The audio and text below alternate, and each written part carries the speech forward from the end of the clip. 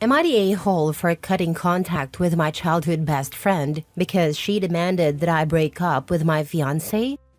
I, 21 female, cut contact with one of my closest childhood friends, married 21 female, a few weeks ago. While I feel relieved she's out of my life, most of my family and mutual friends think I overreacted. And now I'm starting to second-guess my decision. I'm going to include some background information here. Mary and I practically grew up as sisters. We were neighbors, and our parents started arranging play dates for us before we could even walk. From kindergarten to secondary school, we did everything together. If I wasn't at her house, she was at mine. I trusted her completely and never thought of her as anything other than my best friend. Things changed when Mary moved away for university. At first, I missed her, but over time, I noticed how much easier my life felt without her constant presence.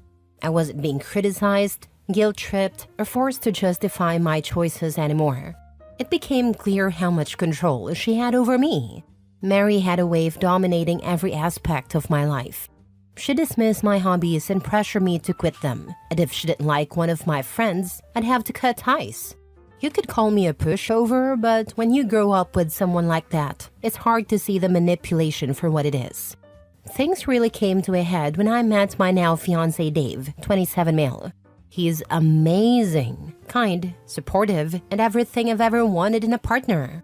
We clicked instantly, and he's honestly the best thing that's ever happened to me. But of course, Mary didn't approve. She immediately tried to plant seed of doubt, saying he was too old, he'd cheat, or he was only using me. Thankfully, once I didn't listen to her, and I'm so glad I didn't. In December, Dave surprised me with a dream vacation, and during the trip, he proposed. Everything about it was perfect. He planned every little detail, and it was more magical than I could have ever imagined. I was over the moon and couldn't wait to share the news with everyone. Naturally, I told Mary, expecting at least some excitement, but instead, she downplayed the entire thing. She nitpicked the proposal, saying how she would have done it differently and what could have been better. It stung, but I brushed it off and reminded her that it was my proposal, not hers. A few weeks later, we met in person for the first time in months. That's when things completely fell apart. Out of nowhere, Mary told me I should break up with Dave. When I asked why, her reasoning had nothing to do with me. Instead, she compared him to her boyfriend Julian, 22 male, saying things like, "Dave makes more money than Julian, and Dave can give you everything, while I have to work for what I want." It was clear she wasn't concerned about me. She was just jealous. She couldn't handle the fact that, for once, my life seemed better than hers. That was the breaking point for me. I told her to leave my house, and afterward, I sent her a long message explaining how hurt and disappointed I was. I told her that her behavior was unacceptable, and that I didn't want her to contact me again. Since then, it feels like she's told everyone in our social circle. Mutual friends and even some family members have reached out, saying I was too harsh and should have handled things differently. They said, "That's just how Mary is. You've known her your whole life. She's always been in the spotlight and gotten what she wanted." Some even accused me of breaking her heart and said it was wrong to choose my fiancé over a lifelong friend. Even my mom said she expected better of me, and that's what's making me question my decision. Did I overreact? Mary has been a huge part of my life for as long as I can remember. Sure, she has her flaws, but we've also shared countless good times and memories. Am I throwing away years of friendship over this? Should I try to fix things? Or was cutting her off the right choice? For clarification, I don't know exactly what Mary told my friends and family, since most of the messages I received were pretty vague. I also didn't ask my mom what Mary said happened. I was too angry to have a calm conversation after my mom told me I was being dramatic, which led to me yelling at her. All I know is that Mary admitted to asking me to break up with my fiancé, but I don't know if she explained why she wanted me to. Lastly, my parents raised Mary like a second daughter, and she's always been incredibly kind in front of them. I guess that's why they didn't believe me. Maybe they're just in denial because it's easier for them to handle. I don't know. But I get it. Hearing something bad about someone you like for the first time can make you want to deny it. Now for the top comments. Not the a-hole. I cut ties with a friend a couple years ago that I now recognize as a narcissist. I've found out so much since breaking ties with her. Was it hard for you as well to cut her off? Because honestly, while I'm happy that she's gone, I'm also kind of sad. We've spent some amazing years together, and every memory I have of my childhood includes her. Have you discussed this with your fiancé? I mean, tell him everything like you did here and ask him what he thinks. He would give you an outsider's opinion since he hasn't known her as long as everyone else has. Also, I can guarantee she didn't tell everyone the true story. She told them whatever would make her look like the victim instead of you. You have a few options here. You can ask each person individually what she told them, or you can do group message explaining what actually happened.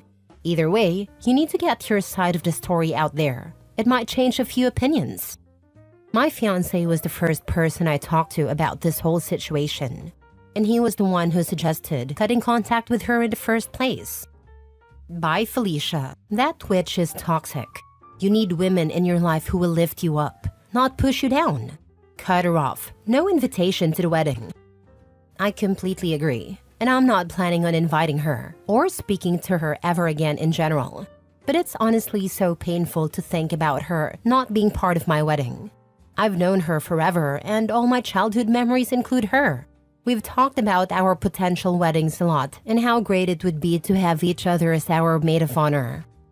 Not the a-hole. It's really easy for everyone else to tell you to keep putting up with Mary's nonsense because they aren't the ones that have to deal with her. They want you to fall back in line so they don't have to deal with the tantrums she's throwing. She wants to steal your peace, like she's done your whole life. You are the only person who can protect it. Basically, everyone is telling OP to keep her happy for us, will you? She throws such a fit when she isn't happy. When she asks you to push around, she demands less of us. It sounds like the parents started using OP to do this when they were kids. And I'm kind of worried about OP and her fiancé. If her whole family and friend group has been like this her whole life, it's a really hard habit to break in romantic relationships.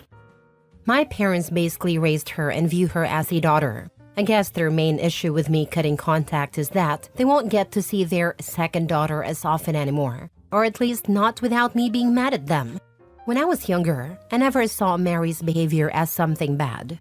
I don't know if my parents were aware of her pushing me in certain directions, since she's been incredibly kind to them all the time. And I didn't really say, hey, I quit gymnastics because Mary told me to. Next story. Am I the a-hole for using my sister's words against her and saying she should feel lucky to have her kids and to have all that time with them? I, 32 female, have been low contact with my sister Jade, 33 female, for almost 3 years now. I have fertility issues and have been unable to conceive naturally or with fertility medication. When Jade was pregnant with her third child, I had just ended my time on a fertility medication. At that time, I was upset to be at the end of another option in my fertility journey. Jade sent me a text a couple of days after I finished and bluntly asked if I was pregnant yet. The text came out of nowhere, and the tone felt very harsh.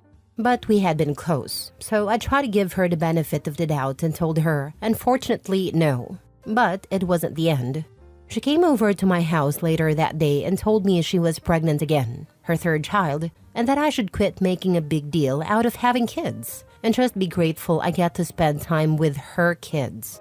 She said she had been ready to announce her pregnancy the day I ended my time on the fertility medication. And then our mom asked me about it in the family group chat, which includes the two of us and our parents. I told her I had no idea, and if she had wanted to announce, I wouldn't have blamed her. She said I might not have, but everyone would have thought she was selfish and insensitive. She told me I should just accept that I'm meant to be a babysitter, not a mother. She said I should feel lucky for what I have, embrace it, and be more useful to her. My husband and I babysat a lot for Jade and her husband. I was also her second birthing partner for her first 2 kids because her husband isn't the best in medical situations. It hurt me to hear Jade talk like that, but I didn't want to think the worst of her, so I asked her if she was okay and if anything was wrong. She made it clear that she really didn't care about me and saw me as a useful tool, babysitter, instead of a person who had her own stuff going on. She even told me she was glad my fertility treatments had failed because I could give up and focus on our kids. At that point, I pulled way back, and we're no longer close in any kind of way. Jade was surprised at first and then told me I was just selfish and trying to be something I wasn't meant to be, a mom. My parents were upset with what Jade said and asked her to apologize to me, but she never has. She defended her stance, saying I could be of better use. When our parents told her it was wrong to talk to me like that, she said it was fine and that I was never that great of a babysitter anyway, so they're better off without me. My husband and I are still trying to conceive, but we're also focusing on staying mentally healthy through it all. I prioritized therapy for a while after the breakdown in my relationship with Jade. A few days ago, Jade texted me and asked me to babysit her 4 kids. 2 were in school, so I need to pick them up after school, and the other 2 I was supposed to have all day. She said she had some kind of doctor's appointment, and our parents said no. I replied with a simple no. She texted back saying I needed to do this because she couldn't bring her kids to the hospital with her. I repeated my response of no and left it there. She told me I needed to freaking step up, that she'd already had to reschedule a few times because she had a kid so much and she couldn't bring them with her.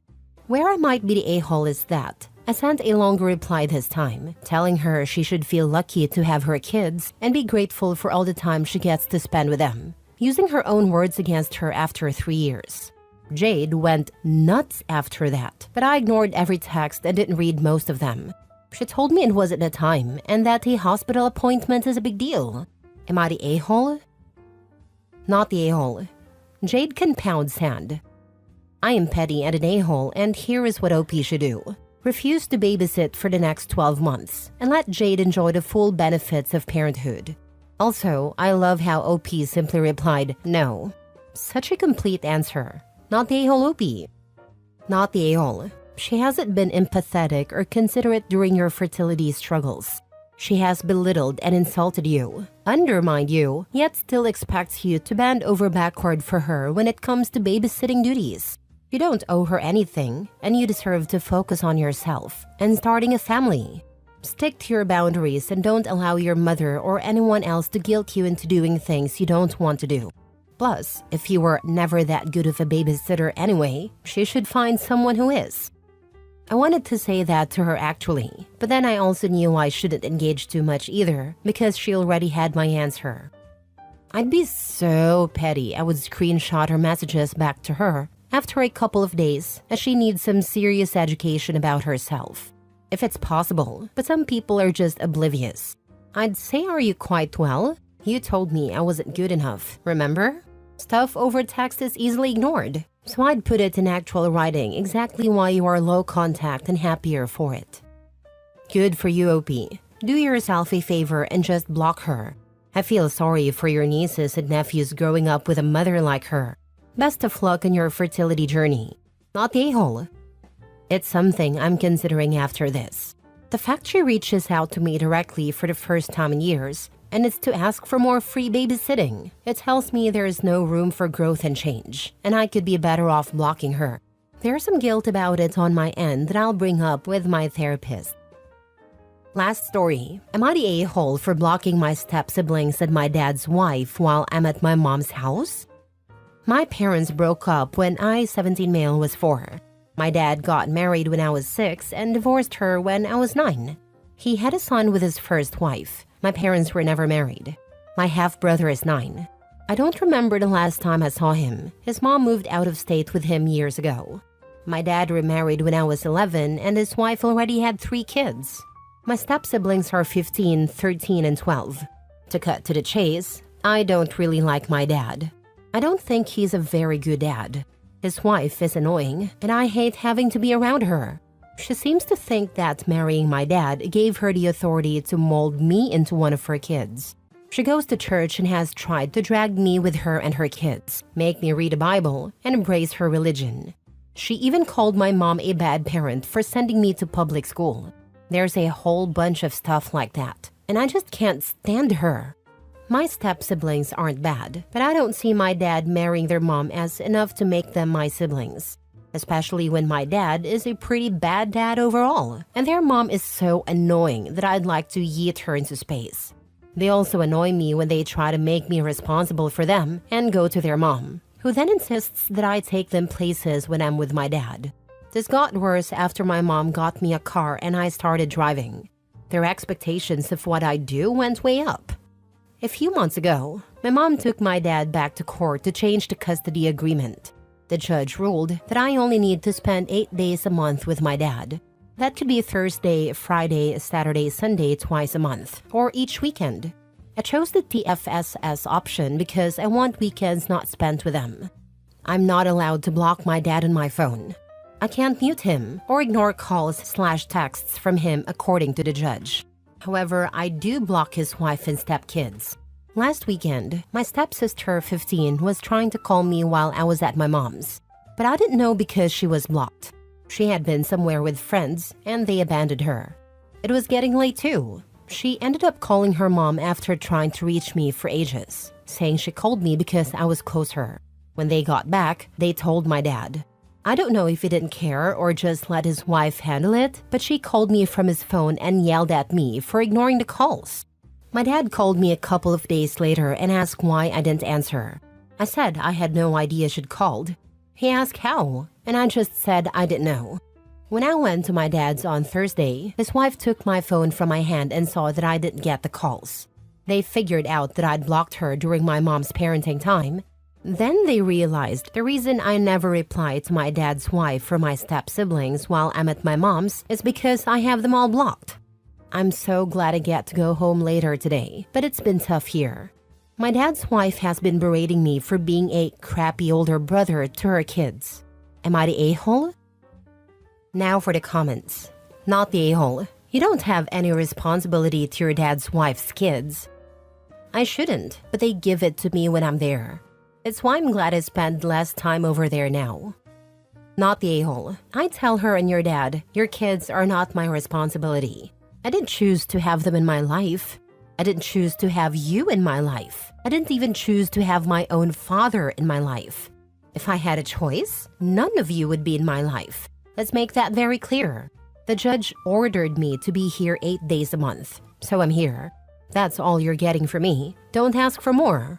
You're almost 18. This will just tell them that you're going no contact when you're 18 and not to be surprised. No, you're not the a-hole.